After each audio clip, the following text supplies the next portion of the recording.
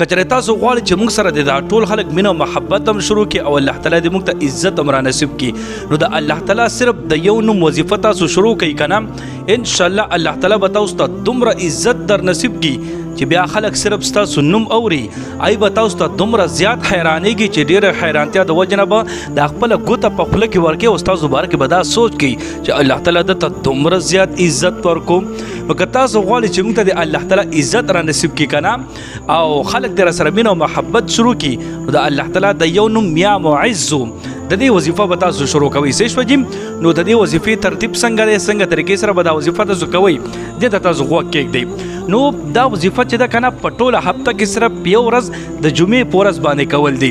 د جمعې په ورځ ماښام لمونځ چې تاسو وکئ که نه فرض هم وکئ او سنت هم وکئ نو دغه ټایم به تاسو دا وظیفه کوئ او یا معزو چې دی که نه دا به تاسو 140 پیرې وایئ 140 وارې به تاسو یا معز وایئ بس دې نه پس هېڅ هم نه کول دی بس وظیفه ختمېدل دی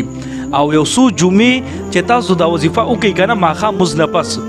نو خلک په در سره مینه او محبت هم شروع کړي او دومره عزت په الله تعالی در نصیب کړي چې خلک صرف ستاسو نوم اوري که نه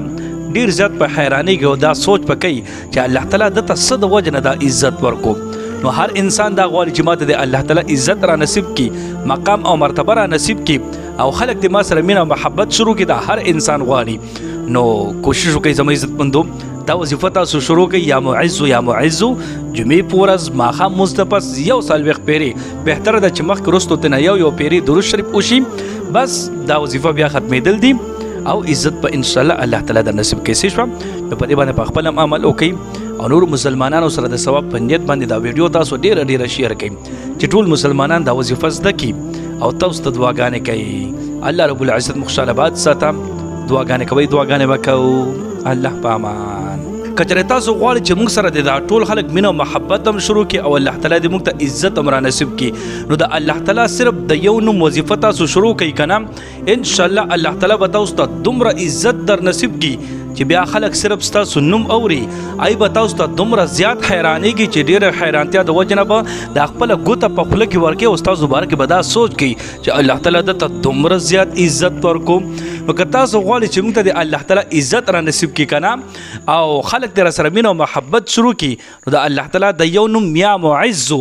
د دې وظیفه به تاسو شروع کوئ څه شوه جیم نو د دې وظیفې ترتیب څنګه دی څنګه طریقې سره به دا وظیفه تاسو کوئ دې ته تاسو غوږ کېږدئ نو دا وظیفه چې ده که نه په ټوله هفته کې صرف یو ورځ د جمعې په ورځ باندې کول دي